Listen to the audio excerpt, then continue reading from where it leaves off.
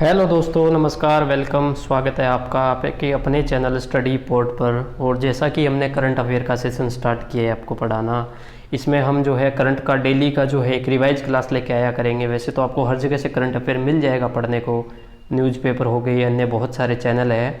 तो ये एक आपका रिविज़न सेशन है, यानी शाम को आप एक बार फटाफट से 10 या 12-15 मिनट में ये रिवीजन सेशन देख सकोगे और अपना रिवाइज कर लोगे जितना दिन भर में करंट आपने पढ़ा होगा तो, और वो आपको बहुत अच्छे तरीके से याद हो जाएगा। बाकी सभी क्लासेस हमारी चल रही है आपको बहुत अच्छे से, साइंस, जीके, और धीरे धीरे बाकी अन्य क्लासेस भी स्टार्ट हो जाएगी और इसके साथ हम करंट आपको पढ़ाते रहेंगे। तो कल का जो एक सवाल पूछा गया था वो आपका सवाल था, भारत ने किस राज्य की सड़कों को सुधारने हेतु एशियाई विकास बैंक के साथ 177 मिलियन अमेरिकी डॉलर के ऋण समझौते पर हस्ताक्षर किए हैं। तो इसका सही जवाब दोस्तों आपका था महाराष्ट्र। ठीक है, इसका सही जवाब क्या था? महाराष्ट्र। एशियन विकास बैंक यानी कि एडीबी। ठीक है, एडीबी एशियन विकास मतलब ये बैंक है एडीबी। और इसका मुख्यालय कहाँ स्थित है दोस्तों? तो वो है फिलीपींस में। इसका मुख्यालय कहाँ स्थित है? फिलीपींस में। और इसकी ये कब हुई थी आपको पता हो तो? स्थापना कब हुई थी? आप अपने आंसर कमेंट में दे सकते हो। इसकी स्थापना हुई थी 1966 में। ठीक है, 1966 में हुई थी। तो चलिए दोस्तों, अभी जो है हम हमारा अगला सवाल मतलब आगे का आज का सेशन जो रिवाइज सेशन है वो स्टार्ट करते हैं। उसके पहले एक मोटिवेशनल कोट लेके आया हूँ आपके लिए। तो जहाँ तक रास्ता दिख रहा है वहाँ तक चलिए, आगे का रास्ता वहाँ पहुँचने के बाद दिखने लगेगा। अर्थात इसके माध्यम से हम बताना चाह रहे हैं कि जहाँ तक रास्ता दिख रहा है, जो आपके सामने पढ़ने के लिए जो लक्ष्य है, जो एग्ज़ाम है, या जो भी आप अपना टारगेट बना रखे हो, वहाँ तक तैयारी कीजिए। आप ये मत सोचिए कि आपका एग्ज़ाम में कैसे पास होगा कि नहीं, या कोई भी टारगेट है वो क्लियर होगा कि नहीं होगा। आप बस अपने मन लगा के अपना दृढ़ संकल्प के साथ आप मेहनत कीजिए। जिस प्रकार हम आपको ये वीडियो बनाने की दिन रात मेहनत करके आपके लिए लेके आ रहे हैं। हमें नहीं पता कि आगे हम क्या होगा, हमारे चैनल का क्या है कि नहीं, हमें कोई लेना देना नहीं है। हमारी काम है मेहनत, स्टूडेंट के लिए अच्छी मेहनत लेकर आना, अच्छी मेहनत से सब कंटेंट तैयार करना। तो उसी प्रकार आप अपना एक बहुत अच्छी मेहनत कीजिए, आप अपने रास्ते पर चलते रहिए, एक ना एक दिन मंजिल ज़रूर मिल जाएगी। तो आप ये बिल्कुल मत सोचिए कि क्या होगा क्या नहीं होगा, रास्ता वहाँ पहुँचने के बाद अपने आप आपको दिखने लगेगा। तो मोड़ पर पहुँचने के बाद जिस प्रकार रास्ता आगे का दिखाई देता है उसी प्रकार आपको रास्ता दिखने लगेगा। तो चलिए आगे का सवाल शुरू कर देते हैं आज के करंट अफेयर के साथ। तो ये एक सेशन आपके लिए बहुत अच्छा सेशन होने वाला है, आपको बहुत मज़ा आ जाएगा इसमें पढ़ने के लिए। ठीक है, तो यहाँ से हम लोग स्टार्ट करते हैं 2 जून का जो ये करंट है आपके लिए। तो मैं आपके लिए एक एक इमेज भी साथ में लेके आया हूँ, तो आपको रिवाइज करने में भी आसानी होगी। अगर आपने दिन भर में एक भी बार कहीं पढ़ा होगा या देखा होगा तो उस इमेज से आप अपने आंसर दे सकते हो। पहला सवाल स्टार्ट कर रहे हैं, चलो स्टार्ट करते हैं। हाल ही में किसने माई लाइफ माई योगा प्रतियोगिता का शुभारंभ किया है? हाल ही में किसने माई लाइफ माई योगा प्रतियोगिता का शुभारंभ किया है? तो 4 ऑप्शन, रामनाथ कोविंद, पीयूष गोयल, नरेंद्र मोदी, इनमें से कोई नहीं। तो बताइए दोस्तों क्या आंसर सही होगा इसका? इसका सही आंसर जो है पहले का दोस्तों वो होगा नरेंद्र मोदी। पहले का आंसर सही होगा नरेंद्र मोदी। अच्छा, किसके द्वारा स्टार्ट किया गया था? वो स्टार्ट किया गया दोस्तों आईसीसीआर के द्वारा। ठीक है, ये आईसीसीआर क्या है? तो वो है आयुष मंत्रालय व सांस्कृतिक संबंध परिषद, यानी आईसीसीआर का फुल फॉर्म है भारतीय सांस्कृतिक संबंध परिषद। और इसके साथ कौन है? आयुष मंत्रालय। इन्होंने मिलकर इसको ये स्टार्ट किया है। और आप देख सकते हो इसके अंदर आपको जो है 3 मिनट का एक वीडियो बनाकर इनको भेजना है। ये एक प्रतियोगिता एक तरह की, इसके अंदर 3 मिनट का योगा करते हुए आपको एक वीडियो बनाकर भेजना है और उसके प्रतियोगिता के अंदर आपको चुना जाएगा। अगला सवाल देख लेते हैं। हाल ही में भारत सरकार ने किस राज्य को जल जीवन मिशन के लिए 445 करोड़ मंजूरी दी है, यानी 445 करोड़ रुपए की मंजूरी दी है? आपका आंसर बताइए दोस्तों। आप अपने आंसर साथ साथ में मतलब कैलकुलेट करते चलिए कि आपके कितने आंसर सही हुए। मैं टोटल 10 से 15 के बीच में क्वेश्चन लेकर आऊँगा, उसमें से आप कमेंट में बताना कि टोटल आपको कितने आंसर सही हो रहे थे। आप अपने आंसर और ये चेक कर लीजिएगा कि दिन भर का किया हुआ करंट अफेयर आपको कितना याद है। ठीक है, तो चलिए इसका सही आंसर दोस्तों होगा छत्तीसगढ़। इसका सही आंसर होगा छत्तीसगढ़, जल जीवन मिशन। इसका सही आंसर है छत्तीसगढ़। और छत्तीसगढ़ के बारे में कुछ फैक्ट जान लेते हैं। ये लक्ष्य रखा गया है 2023 से लेकर 2000 2023 से लेकर 2024 तक, यानी 2023 से 2024 तक हर घर में जल पहुंचाने का मिशन रखा गया है। और इसके साथ ही हम लोग जान लेते हैं थोड़ा सा इसके बारे में भी, छत्तीसगढ़ के, ठीक है, छत्तीसगढ़ के बारे में अगर आप जान लेते हैं। छत्तीसगढ़ के सीएम कौन है? भूपेश बघेल। भूपेश बघेल, भूपेश बघेल इसके कौन है? सीएम है। गवर्नर कौन है? तो गवर्नर है अनसुईया। गवर्नर कौन है? अनसुईया। चलिए अगला सवाल देख लेते हैं। सवाल नंबर 3, हाल ही में किसने 56 नए सीएनजी स्टेशनों को देश को समर्पित किया है? नरेंद्र मोदी, पीयूष गोयल, धर्मेंद्र प्रधान या इनमें से कोई नहीं? ये पिक्चर भी आपके सामने दी हुई है। अगर आपने दिन भर में कहीं से भी थोड़ा बहुत पढ़ा होगा तो आप आसानी से अपना आंसर दे पाएंगे। तो चलिए दोस्तों इसका आंसर आपको बता देते हैं। सवाल नंबर 3 का जो सही आंसर होगा धर्मेंद्र प्रधान। ये धर्मेंद्र प्रधान की फोटो दी हुई है आपके सामने। और ये कौन है? केंद्रीय व पेट्रोलियम व प्राकृतिक मंत्री भी है इस वक्त, यानी प्राकृतिक मंत्री व पेट्रोलियम, ठीक है, पेट्रोलियम मंत्री भी कौन है अभी? भारत का धर्मेंद्र प्रधान।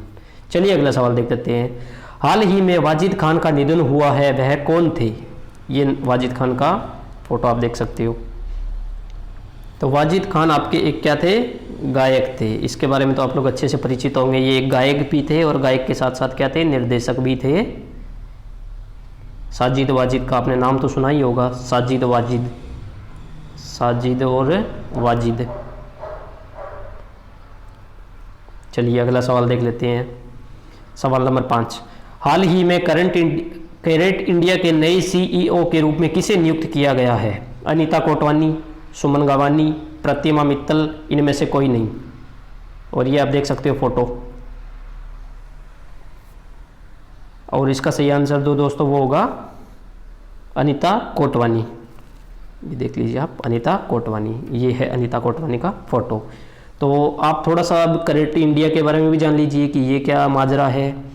तो अगर कैरेट इंडिया के बारे में अगर आप जानोगे तो ये एक मीडिया एजेंसी है, यानी भारत की क्या है? एक मीडिया एजेंसी है।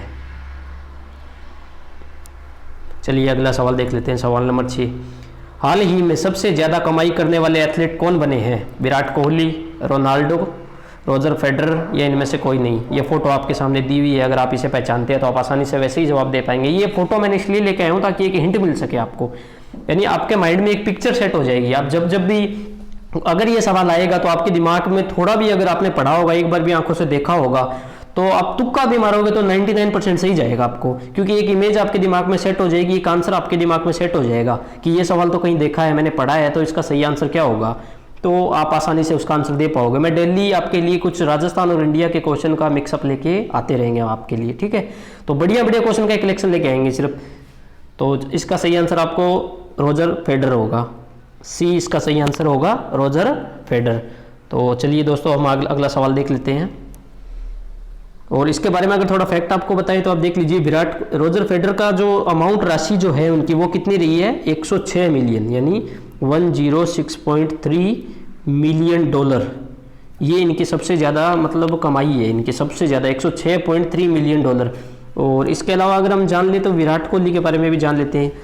विराट कोहली का कौन सा स्थान रहा है? तो विराट कोहली का स्थान रहा है 66वां स्थान, 66 विराट कोहली का। और इंडिया में जो है कमाई के स्पोर्ट्स के अंदर अगर देखें तो फर्स्ट स्थान है इनका, ठीक है। तो चलिए अगला सवाल देख लेते हैं। हाल ही में केरल की पहली महिला डीजीपी कौन बनी है? ये सवाल 1-2 दिन पुराना है, अभी का रिसेंट का ही सवाल है। केरल की पहली महिला डीजीपी कौन बनी है? तो इसके 4 ऑप्शन आपके सामने हैं। R Shrirekha, Anita Kotwani, SN Rajeshwari, Jahnavi Phukan. ये फोटो भी दी हुई है आपके सामने। तो अगर आप पहचान सकते हो, आपने कहीं भी पढ़ा होगा, देखा होगा, तो आप इसे आसानी से पहचान लेंगे। और इसका जो सही जवाब होगा दोस्तों वो होगा आर श्रीलेखा, रेखा, ठीक है। ये इसकी फोटो है, आर श्रीलेखा। तो इसके साथ में हम आपको थोड़ा कुछ और फैक्ट भी बता देते हैं। अगर आपका हो तो भारत की पहली डीजीपी कौन थी? भारत की पहली महिला डीजीपी कौन थी? इंडिया की पहली महिला डीजीपी कौन थी? तो वो थी कंचन भट्टाचार्य। कौन थी? कंचन भट्टाचार्य थी, इंडिया की पहली महिला डीजीपी थी ये। चलिए अगला सवाल देख लेते हैं। हाल ही में FSSAI फसाई के नए मुख्य कार्यकारी अधिकारी के रूप में किसे नियुक्त किया गया है? अरुण सिंघल, GNSG अयंगर, वेंकटरमणि सुमंत्रन, एमाइन इज्जत। ये आपके लिए मार्का भी है FSSAI का। FSSAI का फुल फॉर्म क्या होता है तो आपके सामने दिया हुआ है, food safety and standard authority of India. तो इसका कौन होगा नियुक्त किया गया कार्यकारी अधिकारी? तो इसका सही जवाब होगा अरुण सिंघल। और ये किसका स्थान ले रहे हैं तो वो ले रहे हैं अयंगर का, ठीक है, इनका स्थान लेने वाले हैं अरुण अयंगर का। और इसके बारे में कुछ एक्स्ट्रा फैक्ट जान लेते हैं। तो इसकी स्थापना कब हुई थी? तो इसकी स्थापना हुई थी 2011 में, ठीक है, 2011 में। और इसका मुख्यालय कहाँ स्थित है? तो मुख्यालय स्थित है नई दिल्ली में, न्यू दिल्ली में इसका मुख्यालय स्थित है। और इसके अलावा अगर कुछ आपको फैक्ट बता दें तो वेंकटरमन सुमंत्रन के बारे में बताएं तो ये हाल ही में इंडिगो के स्वतंत्र निदेशक के रूप में नियुक्त किए गए हैं। और आपको अगर बता दें एमाइन इज्जत कौन है तो ये अभी हाल ही में कैपजेमिनी जो कि एक IT कंपनी है, कैपजेमिनी एक IT कंपनी है, उसके क्या नियुक्त किए गए हैं? CEO, chief executive officer. ये किसके किए गए हैं? कैपजेमिनी कंपनी के, जो कि एक IT कंपनी है, उसका मुख्यालय बेंगलोर में स्थित है। तो चलिए अगला सवाल देख लेते हैं। हाल ही में राजस्थान में भाजपा की किस पूर्व प्रदेशाध्यक्ष एवं वरिष्ठ नेता का निधन हुआ है? ये यहाँ से आपका राजस्थान का करंट स्टार्ट हो जाता है। तो ये राजस्थान का आंसर आपको देना है, बताइए। गुलाब चंद कटारिया, भंवरलाल शर्मा, महेश चंद्र शर्मा या इनमें से कोई नहीं? आपको कमेंट सेक्शन में अपने आंसर जरूर बताने हैं। अगर आप ये सेशन देख रहे हो, आपने पूरा अगर वीडियो देखोगे तो मुझे ये जरूर बताएं कि कितने आपके आंसर सही हुए हैं। तो उस हिसाब से आपकी प्रैक्टिस हम समझ पाएंगे, आप खुद कैलकुलेट कर पाएंगे। और इसका सही आंसर जो दोस्तों वो होगा आपका क्या होगा? भंवरलाल शर्मा। जी हाँ, इसका सही आंसर होगा भंवरलाल शर्मा। और इसके बारे में कुछ एक्स्ट्रा फैक्ट आपको बताएं तो इनका निधन कब हुआ? 29 मई को हुआ है। और ये पहले से 3 बार क्या रह चुके हैं? प्रदेशाध्यक्ष। कितनी बार रह चुके हैं? 3 बार। और अभी हाल ही में ये जलदाय मंत्री थे। तो अगला सवाल देख लेते हैं। राजस्थान से कितनी राज्यसभा सीटों के लिए मतदान 19 जून 2020 को संपन्न होंगे? यानी राजस्थान में 19 जून 2020 को जो संपन्न होने वाले मतदान है राज्यसभा के, उसके लिए कितनी सीटें आमंत्रित या आवंटित की गई है? कितनी सीटें होंगी? और इसका सही जवाब जो होगा दोस्तों वो आपका होगा कितनी? 3 सीटें। इसका सही जवाब होगा आपका 3 सीटें। यानी 19 जून को राज्यसभा की तरफ से टोटल कितनी होने वाली है? 18 सीटें। उसमें से 3 सीटें कहाँ से होगी? राजस्थान से होगी आपके, ठीक है। और इसके अलावा अगर आपको कुछ फैक्ट बता दे तो ये इनका कार्यकाल समाप्त कब हो गया था? 9 अप्रैल को ही। यानी इनका कार्यकाल तो 9 अप्रैल को समाप्त हो गया था, लेकिन कोरोना के चलते हुए इनका ये जो चुनाव थे वो स्थगित कर दिए गए थे। और एक एक्स्ट्रा फैक्ट जान लेते हैं, ये करवाने वाला जो मुख्य निर्वाचन आयोग है भारत का, उसके जो हम कहते हैं एग्जीक्यूटिव या जो होते हैं वो कौन है? मुख्य चुनाव आयुक्त कौन है? तो मुख्य चुनाव आयुक्त है वो है सुनील अरोड़ा। सुनील अरोड़ा, ये अच्छा सवाल है, आप नोट डाउन कर लीजिएगा, सुनील अरोड़ा। चलिए अगला सवाल देख लेते हैं। आर्थिक सर्वेक्षण 2019-20 के अनुसार वर्तमान में राजस्थान कच्चा तेल उत्पादन में कौन से स्थान पर रहा? राजस्थान का कौन सा स्थान रहा है? दूसरा, तीसरा या पहला? इनमें से कोई नहीं। ये क्रूड ऑयल का फोटो भी है, क्रूड ऑयल यानी कि कच्चा तेल को क्या कहते हैं? क्रूड ऑयल कहते हैं। और इसका सही आंसर होगा आपका दूसरा।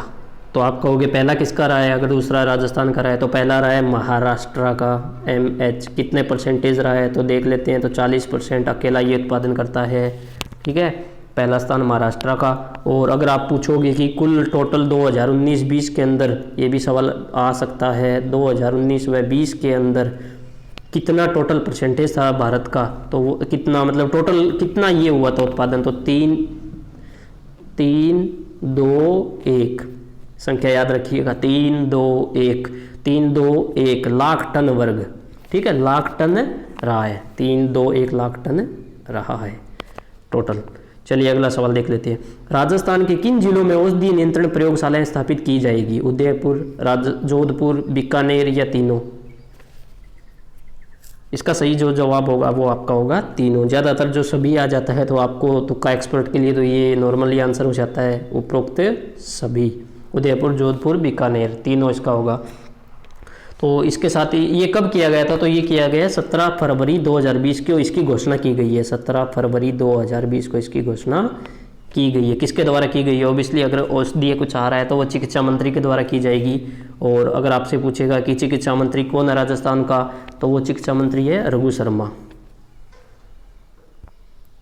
लास्ट सवाल देख लेते हैं। हाल ही में मुख्यमंत्री अशोक गहलोत द्वारा पुस्तक हाउस ऑफ बटरफ्लाइज का विमोचन किया गया था। यह पुस्तक किसने लिखी है, कौन इसका लेखक या लेखिका है। ये पुस्तक का फोटो देख सकते हो आप, ये butterflies story about a woman hostel, इसका टैगलाइन या टाइटल रखा गया है। बहुत बढ़िया सवाल है, राजस्थान की किसी भी एग्जाम में आ सकता है।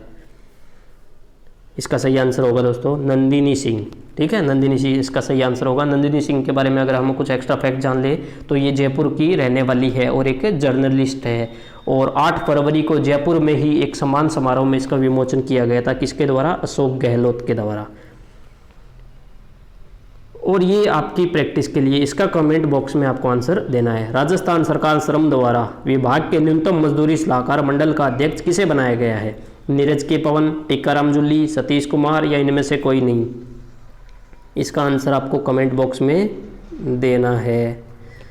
और प्लीज़ दोस्तों हमारे चैनल को शेयर सब्सक्राइब जरूर कीजिएगा। हम आपके लिए बेहतरीन, अच्छे से अच्छा और अच्छा सुपर कंटेंट लेके आते रहेंगे। अगर आप हमारा साथ दोगे तो हम आपको ऊंचाइयों तक और हर वो नौकरी दिलवा के रहेंगे जिसका लक्ष्य एम आपने रखा है। चाहे वो छोटी नौकरी से लेके बड़ी से बड़ी यूपीएससी नौकरी तक, कोई भी नौकरी हो, हम आपको करने में पूरी सहायता करेंगे। बस आप हमारा इतना सहयोग करें, हमारे चैनल को शेयर व सब्सक्राइब कर दें। अगर आप अभी ये वीडियो देख रहे हैं तो सब्सक्राइब का ये बटन है, ये आप ऑन कर दें।